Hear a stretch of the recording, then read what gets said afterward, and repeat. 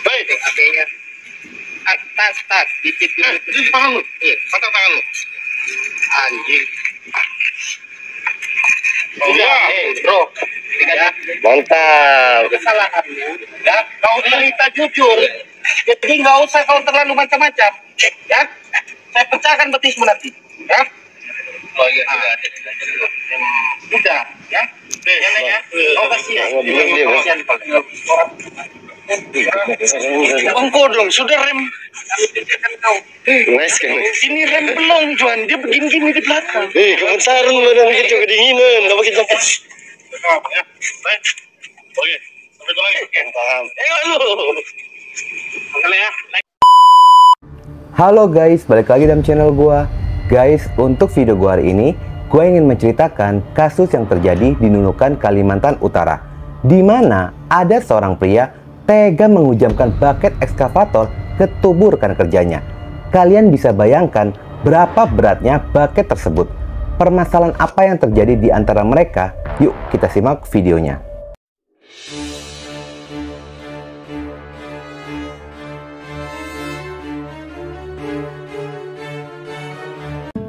Kisah bermula dari sebuah perusahaan sawit bernama PT Bulungan Hijau Perkasa yang berlokasi di Desa Sujau, Kecamatan Sebuku, Kabupaten Nunukan, Kalimantan Utara.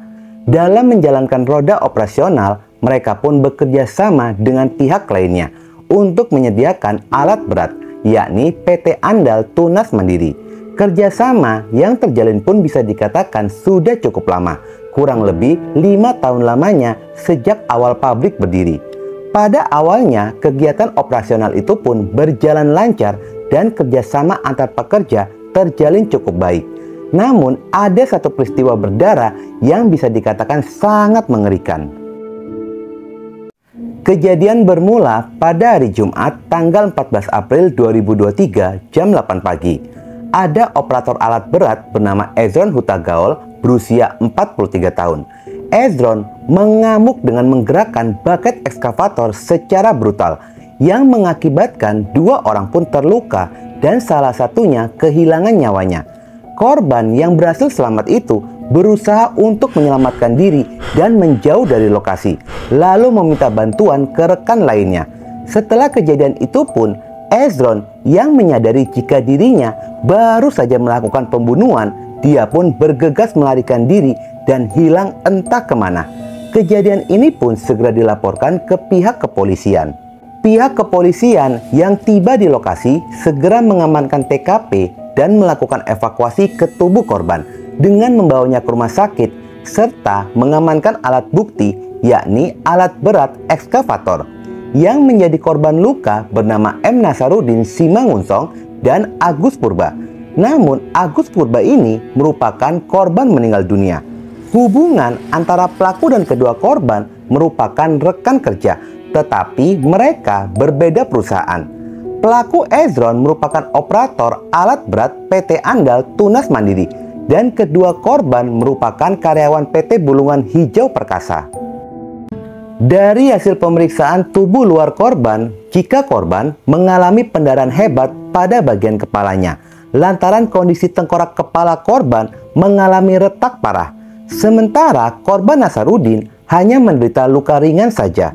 Menurut kesaksian kunci dari Nasaruddin, ketika pagi berdarah itu, awalnya Agus Purba menyuruh pelaku Ezron untuk memuat karnel minyak inti kelapa sawit. Namun perintah itu pun ditolak oleh pelaku Ezron dengan alasan yang berhak memerintah dirinya hanyalah asisten kepala, yaitu Nasaruddin. Agus Purba yang mendapatkan penolakan itu segera pergi lalu memanggil Nasaruddin. Lalu keduanya pun mendatangi pelaku Ezron, di mana pada saat itu posisi Ezron pun sudah berada di dalam ekskavator. Di saat Nasaruddin mendekatinya, tiba-tiba saja pelaku menggerakkan bucket ekskavator yang membuat Nasaruddin terpental lalu terjatuh. Agus Purba yang menyaksikan hal tersebut spontan saja dia segera naik ke badan ekskavator. Lagi-lagi pelaku kembali menggerakkan ekskavator yang membuat Agus Purba terpental lalu terjatuh. Agus berusaha untuk bangun dan menjauh dari lokasi tersebut. Berjarak sekitar 4 meter, Agus kembali terjatuh dengan posisi telungkup, di mana pada saat itu buket ekskavator tepat berada di atas kepalanya, dan buket itu pun dijatuhkan ke tubuh Agus. Tubuh Agus terselip di sela-sela garpu buket, lalu diangkat setinggi 1 meter. Tubuh Agus pun terjatuh dan buket pun kembali dihujamkan ke tubuh Agus untuk kedua kalinya, yang mengakibatkan Agus pun kehilangan nyawanya. Pihak kepolisian pun masih mendalami motif dari pembunuhan ini. Pihak kepolisian sudah mengantongi identitas dari pelaku Ezron yang berasal dari Jalan Setiabudi, Pasar 1, Gang Anyelir 10, nomor 23, Medan, Sumatera Utara. Ternyata dari hasil penyelidikan polisi, jika Ezron kabur dengan mengendarai sepeda motor bersama dengan keponakannya yang bernama Rinal Jontropi Huta Gaul. Keduanya pun bekerja di tempat yang sama dengan korban. Namun, apakah Rinal ini terlibat atau tidak pada kasus pembunuhan ini pun sedang didalami oleh pihak kepolisian. Polisi pun menduga jika pelaku ini masih di sekitaran area kebun sawit dari perusahaan dan sedang dalam pengejaran pihak kepolisian. Kabar duka ini ternyata banyak pihak yang mengenal korban, baik keluarga, teman, ataupun rekan kerja, merasa sangat kehilangan akan sosoknya.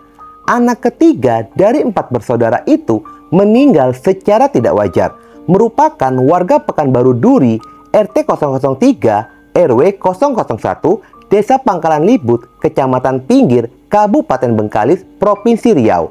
Di mata teman-temannya, sosok korban ini dikenal rendah hati, ringan tangan, dan setia kawan, di mana korban pun selalu rela berkorban di saat temannya mengalami masalah. Selain itu, korban ini pun ternyata seorang ahli bela diri dan mengajar di perguruan kungfu Naga Sakti. 5 tahun yang lalu, korban pun memutuskan untuk merantau ke Kalimantan Utara, mengadu nasib dengan bekerja di perusahaan sawit. Namun, takdir berkata lain, korban pun harus kehilangan nyawanya di tanah perantauan. Tubuh korban pun segera dikembalikan ke kampung halamannya, dan kedatangan peti yang membawa tubuh korban disambut isak tangis oleh keluarga. Mirisnya, korban pergi untuk selamanya, meninggalkan seorang istri dan anak bayi yang masih berusia 18 bulan. Selain pihak keluarga, pihak perguruan kungfu mendesak agar pihak kepolisian segera menangkap pelaku pembunuhan. Sebenarnya, apa yang menimpa korban sangat membuat marah anggota perguruan kungfu di mana korban berlatih. Namun, mereka masih menghormati hukum dan menyerahkan semua prosesnya kepada pihak kepolisian, serta meminta agar pelaku kejahatan ini mendapatkan hukuman maksimal atas perbuatannya. Pihak kepolisian pun meminta untuk mempercayakan sepenuhnya dengan kinerja polisi, dan polisi sangat yakin jika pelaku pembunuhan segera akan tertangkap. Guna mempersempit pergerakan dari pelaku, pihak kepolisian pun melakukan sweeping kendaraan roda 2 yang diketahui jika pelaku melarikan diri mengendarai motor bersama dengan keponakannya. Pihak kepolisian pun melakukan pelacakan signal ponsel milik dari pelaku. Akhirnya, posisi pelaku pun berhasil diketahui, yakni berada di Desa Kunyit, Kecamatan Sebuku. Tanpa pikir panjang, polisi terus bergerak melakukan penyisiran. Lantaran lokasinya rimbun dengan pepohonan sawit, cukup sulit untuk menemukan lokasi tepatnya keberadaan dari pelaku. Polisi pun tidak menyerah dan terus bergerak dengan melakukan pemantauan di Jalan Simpang 4 Sikun Adindo, Jalan Provinsi, Desa Melasuh Baru, Kecamatan Sebuku. Kegigihan polisi melakukan pengejaran akhirnya berbuah hasil. Ketika memasuki tanggal 16 April 2023 jam 03.30 dini hari, di tengah gelapnya malam, polisi melihat ada 2 orang mengendarai motor berboncengan. Terlihatlah ada gerak-gerik yang sangat mencurigakan. Tanpa pikir panjang, polisi pun melakukan pencegatan motor tersebut. Pelaku yang merasa akan ditangkap segera tancap gas dan sempat terjadi kejar-kejaran antara polisi dan pelaku. Pengejaran itu pun berlangsung sejauh 3 km hingga akhirnya pelarian kedua pelaku ini berhasil dihentikan dan pelaku tertangkap.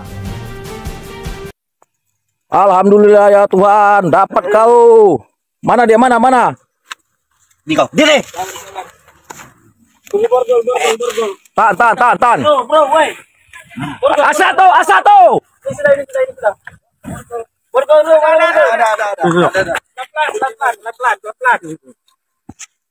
Mana dia? Tunggu. Dari hasil interogasi pelaku, polisi pun mendapatkan kesaksian jika target utamanya bukanlah korban, melainkan Nasaruddin Mangunsong. Pelaku mengaku merasa kesal dan sakit hati dengan sikap dari Nasaruddin saat menyuruh melakukan sesuatu. Puncak kekesalannya di saat ada kerusakan mesin, beban perbaikan mesin pun dilimpahkan kepadanya. Awalnya pelaku pun mengaku hanya ingin memberikan peringatan kepada Nasaruddin. Namun melihat reaksi dari korban, pelaku merasa korban telah ikut campur di dalam masalahnya. Yang awalnya tujuannya hanya ingin memberikan peringatan menjadi kebablasan yang mengakibatkan Agus Purba kehilangan nyawanya. Pelaku Ezron meminta maaf kepada keluarga korban dan mengaku tidak memiliki masalah dengan korban sebelumnya. Pelaku pun mengaku jika dirinya tidak ada niat untuk membunuh korban. Untuk sementara, pelaku pun terjerat dengan pasal pembunuhan tidak berencana dengan ancaman vonis 15 tahun penjara. Namun pihak kepolisian pun masih mendalami kasusnya lantaran menurut Kapolres Nunukan AKBP Taufik Nurmandia mengatakan sangat mustahil jika perbuatan menjatuhkan bucket ekskavator ke tubuh korban tidak ada niat untuk membunuh.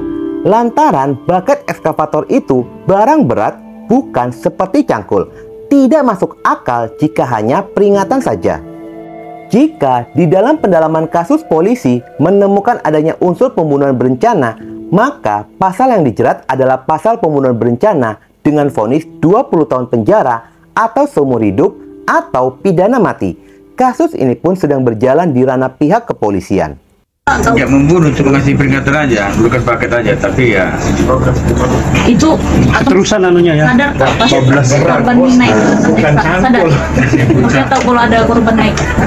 ada. Kenapa jadi dia diserang juga kan? Tidak bermasalah ke dia. Ya namanya spontan refleks. Refleks ya. Guys, secara pribadi gua menilai mungkin saja pelaku ini tidak mengetahui SOP dari kerusakan mesin di perusahaan. Hal yang tidak mungkin jika kerusakan tanggung jawab perusahaan dilimpahkan ke karyawan. Apalagi harga setiap onderdil dari alat berat itu tidaklah murah. Mustahil jika karyawan harus bertanggung jawab, terkecuali kerusakan itu akibat kelalaian dari pekerjanya.